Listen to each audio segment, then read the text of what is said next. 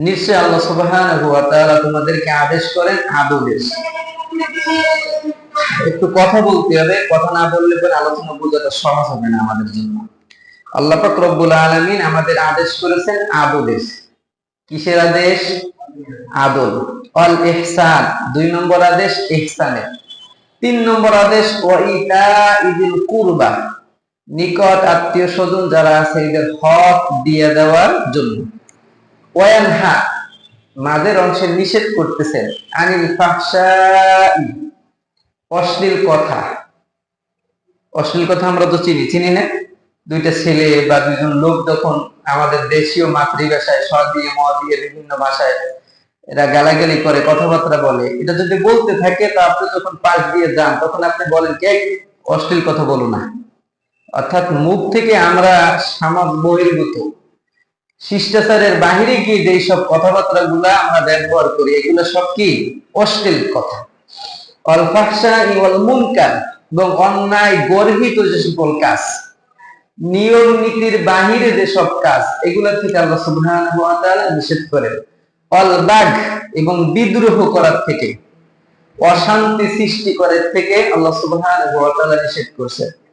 তো এই 3টা কাজ দেখে আয়াতের শেষ অংশ নিষেধ, আর আয়াতের প্রথম অংশে 3টা কাজ আদেশ। তো আদেশের প্রথম যে 3টা কাজ, এইটার প্রথম শব্দটা নিয়ে গত জুমায় আমরা শুরু করছিলাম আলোচনা, যে আল্লাহ পাক রব্বুল আলামিন বলেন ইয়ামুরু বিল আদল, তোমরা আদল করো। এই আদলের ব্যাখ্যা করতে গিয়ে আমরা দেখছিলাম যে আদলের ব্যাখ্যা পাওয়া যায় তাফসীর কারকদের মতে প্রায় 17টি, যার একটা ব্যাখ্যা আমরা জানি, আদল মানে ন্যায় পরায়ণতা, ন্যায় বিচার। কিন্তু তাফসীর কারকদের তাফসীরের মধ্যে পাওয়া যায় আরো 16টা বেশি। মোট কয়টা? 17টি। এই 17টি ব্যাখ্যার মধ্যে যা কিছু আসছে তার একটা ব্যাখ্যা করছেন আল্লামা ইউসুফ আল কারজাবী রাহমাতুল্লাহি আলাইহি। 17টা ব্যাখ্যার মধ্যে যা কিছু 17 জন তাফসীর কারক করেছেন, এই সব ব্যাখ্যা টেনে নিয়ে আসছেন আল্লামা ইউসুফ আল কারজাবী রাহমাতুল্লাহি আলাইহি একটা ব্যাখ্যার মধ্যে। কয়টা ব্যাখ্যায়? একটা ব্যাখ্যায়। সেই ব্যাখ্যাটা হলো আল আদলু ইয়ানি আতাউ লিল হাক্কি ইলা সাহিবিহি, যে আদল হলো পাওনাদারের পাওনাটা দিয়ে দাও। তিনি সহজ ভাষায় ব্যাখ্যা করছেন কি? পাওনাদারের পাওনাটা দিয়ে দাও। তো এখন আমরা যদি দেখতে যাই আসলে পাওনাদারের পাওনা দেওয়ার ব্যাপারে আমাদের সিরিয়াল ঠিক কতগুলা হবে দেখেন। ইমাম হিসেবে আমি মুসল্লিদের কাছে পাই, মুসল্লিরা ইমামের কাছে পায়, ছাত্র শিক্ষকের কাছে পায়, শিক্ষক ছাত্রর কাছে পায়, স্বামী স্ত্রীর কাছে পায়, স্ত্রী স্বামীর কাছে পায়, সরকার দলীয় লোকজন বিরোধী দলের লোকজনের কাছে পায়, যারা বি পার্টিতে থাকে তারা এ পার্টির লোকদের কাছে পায়। প্রত্যেকটা সেক্টরে আপনার একজন আরেকজনের কাছে কি পাবে। এমনকি আপনার বাড়ির যে একটা বিড়াল, এই বিড়ালটাও আপনার কাছে কিছু পায়, আর আপনিও বিড়ালের কাছে কিছু কি পান না? আপনার খাবার যে উচ্ছিষ্টটা থাকে এটার হকদার কি? আরো অনেক মাখলুক আছে, একটা দিয়ে উদাহরণ দিই, বিড়াল যদি থাকে তো হকদারটা কে? তো বিড়ালের দ্বারা আপনিও তো কিছু পান। তুই আমার ঘরটা ভাড়া দিবি যাতে সাপ না আসে, ইঁদুর না ঢোকে, এটা আপনি পান কিনা বলেন? পায়। তো এরকম করে প্রত্যেকটা সেক্টরে দেখি যে একজন পাওনাদার আরেকজনের কাছে কি পায়। তো এই জন্য আমাদের দেখা যায় যে এই আদলের ব্যাখ্যা নিয়ে আসেন আতাউল হাক্কি ইলা সাহিবিহি, যে পাওনাদারের পাওনাটা বুঝিয়ে দাও। আজকে আমরা অনেক সময় বলি যে তুমি তোমার দায়িত্ব পালন করো না। দায়িত্ব একটা শব্দ, কর্তব্য আর একটা শব্দ, পাশাপাশি দুইটা আমরা ব্যবহার করি। আপনি যদি আপনার কর্তব্য পালন করেন, কর্তব্যটা কারোর জন্য পালন করা লাগে, তাহলে অটোমেটিক ভাবে আপনার দায়িত্বটা সে পালন করবে। কিন্তু দুঃখের বিষয় হলো যে আমরা কর্তব্য পালন করার বেলায় নেই, কিন্তু আমার উপর যে দায়িত্ব তুলেছিল আরেকজন, সে সেটা পালন করে না কেন, এই জন্য আমাদের যত ওজোর সামনে নিয়ে আসবে। হুজুর আমার স্ত্রী কথা শোনে না, আমার প্রতি সজাগ দৃষ্টি নাই তার, ধরে নেন আপনি। তো এখন যদি আপনার কাছে প্রশ্ন করা হয় আপনার যে কর্তব্যগুলো ছিল আপনার স্ত্রীর জন্য, সেগুলো কি আপনি পালন করেন? যদি আপনি ঠিকঠাক ভাবে পালন করেন তাহলে অবশ্যই আপনার স্ত্রী তার দায়িত্ব আপনার উপরে বুঝে দেন পালন করে। তো এই জন্য যে তোমরা তোমাদের হকদারের পাওনাদারের পাওনাকে তোমরা বুঝিয়ে দাও। তো আমরা দেখি যে প্রত্যেক এ পজিটিভ বির কাছে আপনার এই পাওনাটা কি পায়। তা আমরা যদি সহজ সমীকরণ ধরি যে ছোট বড় আমরা সে আগের কথা যদি বলি প্রায় 18,000 মাখলুকাত, এটা আমাদের মুখস্থ একটা বক্তব্য, অনেক বেশিও আছে। তাহলে 2 দিয়ে ভাগ করে তাহলে 9,000 মাখলুক, 9,000 মাখলুকের কাছে কি কথা বলেন পায়। এখন আমরা যদি আমাদের পাওনাটা আরেকজন পাওনাদারের কাছে বুঝিয়ে দিই তাহলে আমাদের আদর করাটা হবে।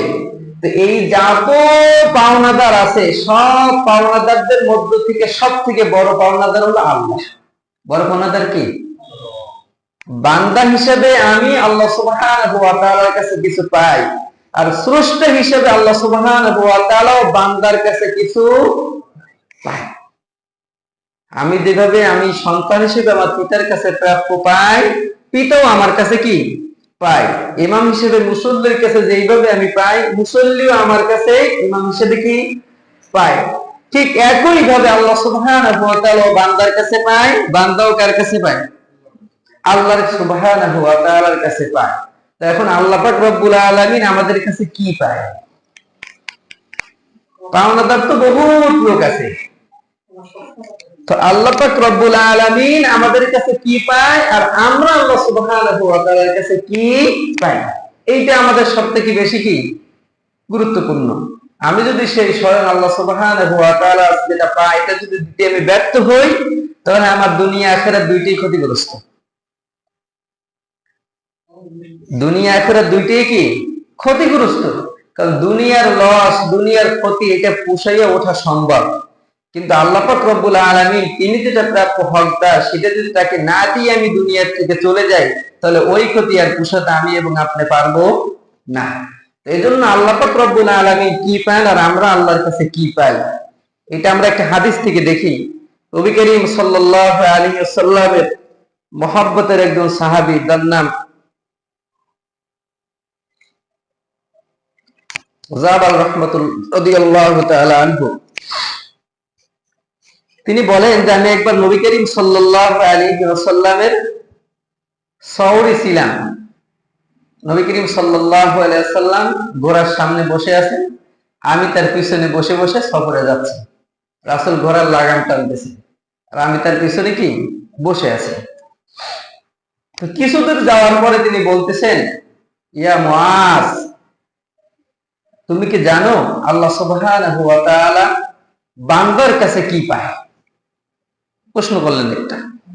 তখন মুআজ রাদিয়াল্লাহু তাআলা আনহু তিনি বললেন যে আল্লাহু আ'লামু ওয়া রাসূলুহু, এই ব্যাপারে আল্লাহ এবং তার রাসূল খুব ভালো জানেন, আমি মুআজ এই ব্যাপারে আমি জানি না। তো দেখেন সাহাবীদের শিক্ষাটা শিক্ষাটা কত সুন্দর ছিল। রাসূল প্রশ্ন করলেন, মুআজ বললেন যে ইয়া রাসূলুল্লাহ, এই বিষয়ে আমি ভালো জানি না, এই বিষয়ে আল্লাহ এবং তার রাসূল কি কথা বলেন। আপনি যদি এই প্রশ্নটা বা এরকম একটা পজিশন বা এরকম একটা সময় যদি আপনি আমাদের বর্তমান প্রেক্ষাপটের কোন একটা দোকানের ধারে আপনার মসজিদের ইমাম সাহেব মুফতি সাহেব বসা আছে, ধরে নেন কিছু সময়ের জন্য একজন মাওলানা মুফতি একটা টি স্টলে বসে আছে বা কোন একটা মজলিসে বসে আছে। এমন তো অবস্থায় কোন এক লোক আপনার একটা ছোট্ট একটা মাসালা জিজ্ঞাসা করলো, মনে করেন ওযুর ফরজ কয়টি, অথবা হুজুর ওযু ভাঙার কারণ কয়টি, এরকম একটা প্রশ্ন করলো। এরকম যদি একটা প্রশ্ন করে বর্তমান আমাদের সময়ের যে দাবি, তো এতে দেখা যায় যে মুফতি মাওলানা আর ইমাম সাহেবের উত্তর দেওয়ার আগে আমাদের টি স্টলের মুফতিদের উত্তরটা আগেই মুখ থেকে বের হয়ে যায়। মিথ্যে কথা বলবো? অথচ নবী করিম সাল্লাল্লাহু আলাইহি ওয়াসাল্লামের সাহাবী তিনি বলতেছেন আল্লাহু আ'লামু ওয়া রাসূলুহু, এই ব্যাপারে আল্লাহ এবং তার রাসূল খুব ভালো জানে, আমি মুআজ ব্যাপারে কোনো উত্তর দিতে পারবো না। বেশ ভালো। তখন আল্লাহ রাসূল সাল্লাল্লাহু আলাইহি ওয়াসাল্লাম বলেন, মুআজ, আল্লাহ সুবহানাহু ওয়া তাআলা তার বান্দার কাছে পায় হলো ইবাদত। দাসত্ব করবা, এইটা আল্লাহ পাক রব্বুল আলামিন তোমাদের কাছে প্রাপ্য হকদার, আল্লাহ তোমাদের কাছে এইটা পায়। এরপরে ঘোড়া আবারও সামনে চলতেছে, চলতে চলতে আবার ডাক দিলেন, ইয়া মুআজ, তুমি কি জানো বান্দা আল্লাহর কাছে কি পায়? আগের উত্তর, আল্লাহু আ'লামু ওয়া রাসূলুহু, আল্লাহ এবং তার রাসূল ভালো জানে, আমি মুআজ জানি না যে বান্দা আল্লাহর কাছে কি পায়। তখন নবী করিম সাল্লাল্লাহু আলাইহি ওয়াসাল্লাম বলেন, বান্দা আল্লাহর কাছে পায় জান্নাত। কি পায়? কি পায়? জান্নাত। তো এখন আসেন, আমাদের সাথে কিন্তু এখন এই লেনদেনের একটা সম্পর্ক হয়ে গেছে হাদিস দিয়ে। আল্লাহ আমার কাছে ইবাদত পাবে, আর আমি আল্লাহর কাছে কি পাবো? জান্নাত। হিসাব সোজা। আল্লাহ তোমার গোলামি আমি করব, বিনিময়ে তুমি আমার জান্নাত দেবা। আমি গোলামি করব, তিনি আমাকে জান্নাত দেবেন। তিনি জান্নাত দেবেন, আমি তার গোলামি কি করব। তো এখানে একটা সমস্যা আছে। মুফাসসিরিনে কেরামগণ বলেন যে আল্লাহ রাসূল সাল্লাল্লাহু আলাইহি ওয়াসাল্লামের এই হাদিসের আলোকে আল্লাহ পাক রব্বুল আলামিন যে আমাদের কাছে ইবাদত পাবে, বান্দা হিসেবে এই ইবাদত দেওয়া আমাদের দায়িত্ব, দিতে আমরা বাধ্য। কিন্তু আল্লাহ সুবহানাহু ওয়া তাআলা কর্তৃক তিনি যে জান্নাত আমাদেরকে দিবেন, এটা দেওয়ার জন্য তিনি বাধ্য নয়, এটা তার দয়া। এটা তার কি? দয়া। আল্লাহ পাক রব্বুল আলামিন কর্তৃক তিনি আমাদের কাছে যে ইবাদত পাবেন, দাসত্ব পাবেন, এটা আপনার এবং আমার, ইমাম, মুসল্লি, মুহাদ্দিস, মুফাসসির যারা আছে সকলে বাধ্য এটা দেওয়ার জন্য, দিতে হবে। কিন্তু আল্লাহ কর্তৃক যে জান্নাত আপনাকে দিতে হবে, এটা আল্লাহ বাধ্য নয়, এটা আল্লাহর অনুগ্রহ। তিনি চাইলে দিতেও পারেন, চাইলে নাও দিতে পারেন। এর ব্যাখ্যা করতে গিয়ে নবী করিম সাল্লাল্লাহু আলাইহি ওয়াসাল্লাম বলেন যে বনু ইসরাঈলের এক আবেদ ছিলেন, যিনি আল্লাহ সুবহানাহু ওয়া তাআলাকে ইবাদত দেওয়ার জন্য আত্মীয় স্বজন, স্ত্রী, সন্তান, পুত্র, বিবি বাচ্চা, যা কিছু আছে সব সংসার ত্যাগ করে তিনি ইবাদত করার জন্য মরুময় এক অঞ্চলে একটা জায়গায় তিনি চলে গেছেন। চলে যাওয়ার পরে তিনি সেখানে গিয়ে ইবাদত বন্দেগী করতেছেন। কিছুদিন যাওয়ার পরে তার পানিও শেষ, তার ফলমূল যা নিয়ে গেছে সব কি শেষ। তখন আল্লাহ সুবহানাহু ওয়া তাআলার কাছে ফরিয়াদ করলেন। বানু ইসরাঈলের হাদিস, বানু ইসরাঈলের কাহিনী, এগুলা বলা ইসলামী শরীয়তে জায়েজ। আল্লাহ রাসূল সাল্লাল্লাহু আলাইহি ওয়াসাল্লাম বলেন, বাল্লিগু আন্নী ওয়ালাউ আয়া, আমার পক্ষ থেকে একটা বাণী হলে তোমরা পৌঁছে দাও। এর পরের অংশে বলেন, ওয়াহাদদিসু বানি ইসরাঈল, তোমরা বানু ইসরাঈলের কাহিনী এগুলো বলো, বনি ইসরাঈলের ঘটনা এগুলা কি বলো, ওয়ালা হারাজ, এতে কোনো ক্ষতি নাই। তবে তোমরা আমার নামে এমন কোন কথা মিথ্যা নাম দিয়ে আমার নামে চালিয়ে দিও না। যদি চালিয়ে দাও তাহলে তার ঠিকানা হবে জাহান্নাম। ঠিকানা কোথায় হবে? আমরা অনেক সময় অনেক দেয়ালে, অনেক ফেসবুক রাইটারদের লেখায় দেখতে পাই, অনেক কোন মানুষের বক্তব্য বা কোন দলীয় নেতার একটা সুন্দর ক্লিপ, এটা লিখে দিয়ে বলতেছে আল হাদিস, বলতেছে কি আল হাদিস। অথচ যদি এর খোঁজ নেওয়া হয় তাহলে দেখা যাবে যে এটা টাটকা জাল হাদিস, টাটকা খেয়ে দিয়েছে জাল হাদিস। যাক, ওদিকে যাব না। রাসূলের বক্তব্য অনুযায়ী বনু ইসরাঈল ঘটনা বলা কি জায়েজ, যদি সেটা সত্য হয়ে থাকে। তো এই আবেদের সব খাদ্যদ্রব্য পুড়িয়ে যাওয়ার পরে তখন আল্লাহর কাছে ফরিয়াদ করতেছে, আল্লাহ, আমি তোমার একনিষ্ঠ ভাবে তোমাকে ডাকবো, এই জন্য লোকালয় ছেড়ে দিয়ে একেবারে নির্জন স্থানে চলে আসছি। তুমি আমাকে কিছু খাবারের ব্যবস্থা করে দাও, যাতে করে এখানে খেয়ে, কারণ বাড়িতে যদি খাবার আনতে যাই লম্বা একটা সময় লাগবে, আমি এতটুকু সময় লস করতে পারতেছি না। তুমি আমাকে একটা খাবারের ব্যবস্থা করে দাও, যাতে করে এখানে বসে বসে আমি তোমার ইবাদত করতে পারি, যখন ক্ষুধা লাগবে তখন খেয়ে নেব। তো নবী করিম সাল্লাল্লাহু আলাইহি ওয়াসাল্লাম বলেন, আল্লাহ পাক রব্বুল আলামিন তাকে একটা ডালিমের গাছ দিলেন, এখানে ভরপুর ডালিম সহ। এই ডালিম গাছ থেকে ডালিম হয়, ডালিম পরে এগুলো তিনি খায় আর ইবাদত বন্দেগী করে। করতে করতে করতে করতে প্রায় 500 বছর অতিবাহিত হয়ে গেছে। কারণ আপনারা অনেক হিসাব মিলাইতে যাবেন, কারণ আগেরকার জামানা, যেমন আমাদের নূহ আলাইহিস সালাতু ওয়াস সালামের বয়স ছিল প্রায় 950 বছর। কত বছর? আল ফাসানাতিন ইল্লা 50 আমা, 1000 বছর, সরি 1000 বছর, সেখানে 50 বছর কম, অর্থাৎ 950 বছর। তো এখানে বনি ইসরাঈল এই ব্যক্তি 500 বছর ইবাদত বন্দেগী করার পরে দেখতেছে তার চামড়া টামড়া সব ঢিলে হয়ে গেছে, চোখে কম দেখতে পায়, শরীরের দীর্ণ শীর্ণ অবস্থা, রক্ত একটু টেনে টেনে আসছে। তো তখন এই ব্যক্তি মনে করলো যে মালাকুল মউত তো যে কোনো মুহূর্তে আমার কাছে কি চলে আসবে, ঘটনা সংক্ষেপ করে সময় স্বল্পতার কারণে। তখন তিনি আল্লাহ সুবহানাহু ওয়া তাআলার কাছে প্রার্থনা করেন, আল্লাহ তুমি যদি আমাকে মউত দান করো তো আমার দুইটা অবস্থায় মউতটা দিও। এক, আমি যেন সিজদারত অবস্থায় তোমার ডাকে সাড়া দিই। 2 নম্বর অপশন, আমি যেন জুমার দিনে মারা যাই। তো আল্লাহ পাক রব্বুল আলামিন তার দুইটা দোয়াই কি কবুল করলেন। একটা পর্যায়ে তার হিসাব নিকেশ হলো, আল্লাহ সুবহানাহু ওয়া তাআলা শানে তিনি উপস্থিত। তখন এই যে বান্দা কর্তৃক আল্লাহ সুবহানাহু ওয়া তাআলা পাবেন শুধুমাত্র কি ইবাদত, আর আল্লাহ কর্তৃক আমরা পাবো জান্নাত। এই ব্যাখ্যা করতে গিয়ে আমরা এতটুকু আসছি যেটা, তখন বলতেছে আল্লাহ সুবহানাহু ওয়া তাআলা তিনি তো সবই জানেন, অন্তর্যামী, যে বান্দা তুমি আমার জন্য কি নিয়ে আসছো। তখন তিনি বলতেছেন যে আল্লাহ আমি তোমার জন্য এই 500-550 বছরের ইবাদত বন্দেগী এটা কি নিয়ে আসছি, তো এটার বিনিময়ে আমি কি পাবো? জান্নাত পাবো। কি পাবো? জান্নাত পাবো। তখন আল্লাহ সুবহানাহু ওয়া তাআলার পক্ষ থেকে ঘোষণা আসলো যে ফেরেশতারা তোমরা আমার দয়া এবং আমার অনুগ্রহে তুমি থেকে জান্নাতটা দান করো। কারণ আবেদের একটু মনে লেগে গেছে যে আল্লাহর দয়া এবং অনুগ্রহে আমি জান্নাত পাবো কেন? 500 বছর ইবাদত বন্দেগী করছি, এর বদলতে আমাকে জান্নাত দেবে। তো আল্লাহ দয়া অনুগ্রহ করে জান্নাত দেয়, তাহলে 500 বছর ইবাদত করার দরকারটা কিছু? ইবাদত বন্দেগী না করেও তো দয়া করে আমাকে জান্নাতটা দিতে পারতেন, অথবা দয়া না করে তিনি জাহান্নাম দিলেও কি দিতে পারতেন। এরকম মেলা সময় আল্লাহ পাক রব্বুল আলামিন তার সঙ্গে একটা কথোপকথন করলেন।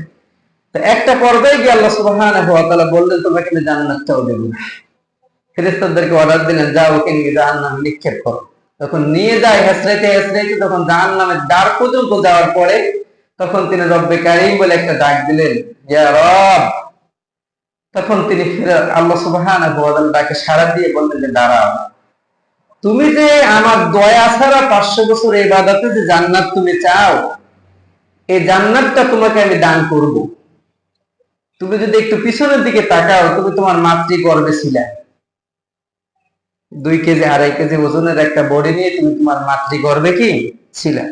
এই থাকা অবস্থায় তোমাকে 2টা হাত, 2টা পা, 2টা চক্ষু, এই সব কিছু দিয়ে মায়ের রেহেম থেকে তুমি দুনিয়ায় আমি কি পাঠিয়ে দিছি। মাতৃগর্ভে থাকা অবস্থায় আমি যদি তোমাকে এই 2টা চক্ষু আমি না দিয়ে, আলো না দিয়ে যদি এরকম বন্ধ করে দুনিয়াতে পাঠিয়ে দিতাম, তাহলে তুমি কি তোমার এই 500 বছরের ইবাদত দিয়ে 2টা চক্ষু কিনতে পারতা? 2টা চোখের মূল্য দিতে কি পারতা? তখন আবেদ বলতেছে যে না, আমি এই 500 বছরের ইবাদত দিয়ে এটা দিতে পারতাম না। তো তাহলে বলো, তোমার 500 বছরের ইবাদত দিয়ে তুমি দিতে পারতা না, আমি যদি বলি যে হ্যাঁ তুমি দিতে পারতা, তাহলে 2 চোখের মূল্য যদি 500 বছরের ইবাদত হয়, তাহলে 2 হাতের মূল্য কত, 2 কানের মূল্য কত, 2 পায়ের মূল্য কত, আরো তো এভরিবডি তো অনেক অর্গান আমাদের আছে যেগুলো ছাড়া অচল। এই সব কিছুর মূল্য দিয়ে তুমি কি জান্নাত পেতে পারতা? বলছে ইয়া রব্বে কারীম যে না। তাহলে তুমি বলো, আমি দয়া করে তোমাকে জান্নাত দিব না তোমার ইবাদতের বদৌলতে আমি তোমাকে জান্নাত দেব? কোনটা? দয়া না ইবাদতের বদৌলতে? তাহলে আল্লাহ কর্তৃক আমাদের কাছে প্রাপ্য হলো আমরা তার ইবাদত করব, করতে কি বাধ্য। কিন্তু বান্দা কর্তৃক আল্লাহর কাছে জান্নাত পাবে, এটা আল্লাহ পাক রব্বুল আলামিনের পক্ষ থেকে একটা করুণা। তিনি চাইলে দিবেন, না চাইলে না দিবেন। এটা তার কি অনুগ্রহ, এটা তার কি অনুগ্রহ। তো এই জন্য আমরা যেখানে ছিলাম যে আল আদলু, আদল হলো আপনার পাওনাদারের পাওনাটা দিয়া দেওয়া। এখন আপনি সংসারের কর্তা হিসেবে আপনার অধীনস্থ যারা আছে তারা আপনার কাছে কিছু পায়, আপনিও তাদের কাছে কিছু কি পান। প্রত্যেকটা সেক্টরে আমরা একজন লোক আর একজন লোকের কাছে কি পাই। এই যে পাওনাদার, আমি দাতা হিসেবে যখন দেব, আমি যখন তাকে একটু বেশি করে দিয়ে দেব, তখন আর পেশাদ কি থাকবে না। অথবা সমান সমান যদি আমি দিয়ে দিই, তখন কি পেশাদ থাকবে না। কিন্তু সমস্যা এইখানে, আমরা যারা দাতা, আমরা দেওয়ার সময় কি কোনটা করি, দিতে চাই না, কিন্তু পাওয়ার সময় আমরা হাতটা বড় করে পাঠি যে আমাকে বেশি করে কি দাও। তো এই জন্য আল্লাহ পাক রব্বুল আলামিনের পক্ষ থেকে প্রথম আদেশ হলো ইয়ামুরু বিল আদল। প্রত্যেক সানি খুতবায়, প্রত্যেক জুমার মুসল্লিরা এটা শুনে যায়, কিন্তু আমলের খাতায় আমাদের শূন্য। প্রাপ্য হকদার যারা আছে তাদেরকে আমরা এই পাওনাদারের পাওনাটা কি বুঝাই দেই না। এজন্য এই যে আয়াতটা, এটা আসলে ওমর ফারুক রাদিয়াল্লাহু তাআলা আনহু যখন খুতবায় সংযোজন করেন, কারণ ওমর তো এত বড় বিচক্ষণ ছিলেন, যার ব্যাপারে আল্লাহ রাসূল সাল্লাল্লাহু আলাইহি ওয়াসাল্লাম বলেন, আমি নবী মুহাম্মদ খাতামুন নাবিয়্যিন, আমার পরে যদি কোনো নবী আল্লাহ পাঠাইতেন তো সে ওমর রাদিয়াল্লাহু তাআলা আনহুকে পাঠাইতেন। এত বড় পাওয়ারফুল ক্ষমতার অধিকারী। এবং ওমর রাদিয়াল্লাহু তাআলা আনহুর উপরে একটা ইলহাম আসছিলেন, যেটাকে অনেক কীর্তনরা বিশ্বাস করে অনেক সময় ব্যবহার করে। সময় স্বল্পতা, ওমর রাদিয়াল্লাহু তাআলা মসজিদে নববীতে খুতবা দিতেছেন, মসজিদে নববী, আর সিরিয়ায় সারা রাদিয়াল্লাহু তাআলা আনহু এর নেতৃত্বে যুদ্ধ চলে। ওমর রাদিয়াল্লাহু তাআলা আনহু মদিনার মসজিদের মেম্বরে দাঁড়িয়ে হুঙ্কার দিলেন, ইয়া সারিয়া আল জাবাল, এ সারিয়া, তুমি পাহাড়কে পিছনে দিয়ে যুদ্ধ করো, তাহলে কুফফারদের মোকাবেলায় তুমি জয়ী হবা। তো মদিনার থেকে সিরিয়া লম্বা দূরত্বের পথ, এতখানি দূরে ওমর রাদিয়াল্লাহু তাআলা এর বক্তব্য এই সারিয়ার সেনা কমান্ডার তার ক্যাম্প পর্যন্ত পৌঁছে গেছে, যার পরে তিনি পাহাড়কে পিছনে দিয়ে যুদ্ধ করা শুরু করছেন, পরবর্তীতে তিনি বিজয় লাভ করছেন। প্রায় মাসখানেক পরে যখন তিনি মদিনায় ফিরে আসছেন, তখন বলতেছিলেন যে, আমিরুল মুমিনিন, আমি যেদিন জুমায় দিনে যুদ্ধ চলছিল, তেমন অবস্থায় আমার কানে আপনার একটা ইলহাম খুব বেশি আসলো যে, সারিয়া, তুমি পাহাড়কে পিছনে দিয়ে যুদ্ধ করো, তুমি জয়লাভ করো। উপস্থিত সাহাবী বলল, হ্যাঁ। যে ওমর রাদিয়াল্লাহু তাআলা তিনি মসজিদের মিম্বরে দাঁড়িয়ে খুতবা চলাকালীন অবস্থায় হঠাৎ করে তিনি বললেন, ইয়া সারিয়া, তুমি পাহাড়কে পিছনে দিয়ে যুদ্ধ করো। আজকে যদি আমি এখানে বসে একটা কমান্ড দিই ঢাকা রাজধানীতে, আপনারা সবাই কোনো কিছু হয়তো পাঠানো হয়ে গেছে, এটা একটা অবস্থা না? তো ওমর রাদিয়াল্লাহু তাআলা আনহুকে আল্লাহ সুবহানাহু ওয়া তাআলা মাঝে মাঝে এরকম ইলহাম, আল্লাহ প্রদত্ত সাহায্য কি দান করতেন। সেই ওমর রাদিয়াল্লাহু তাআলা আনহু তিনি খুতবার মধ্যে এই আয়াতটাকে একেবারে প্রতিষ্ঠিত করে দিয়ে গেছেন, যাতে করে প্রত্যেক জুমার দিন মুসল্লিরা, মুসলিম উম্মাহ যাতে করে এতটুকু জ্ঞান নিতে পারে যে আল্লাহ পাক রব্বুল আলামিনের পক্ষ থেকে আদল করতে আমাদেরকে আদেশ করছেন, আল্লাহর পক্ষ থেকে ইহসান অনুগ্রহ করার জন্য আমাদেরকে আদেশ করা হয়েছে, আত্মীয় স্বজন নিকট আত্মীয় যারা আছে এদের হকটাকে দিয়ে দেওয়ার ব্যাপারে আল্লাহর পক্ষ থেকে আইন জারি করা হয়েছে। এবং তিনটা বিষয় আমাদেরকে নিষেধ করা হয়েছে, মুখ থেকে অশ্লীল ফায়সা, এই কথাগুলো তোমরা বলবে না, অন্যায় অশ্লীল গর্হিত যত কাজ আছে এগুলো তোমরা করবে না, এবং সমাজের মধ্যে আল বাগি, সন্ত্রাসী, ফাসাদ, এগুলো তোমরা গ্রুপিং করবে না। এগুলো শুধু আমরা শুনে যাই প্রত্যেক দিনে, আমাদের আমলে কি আসে না।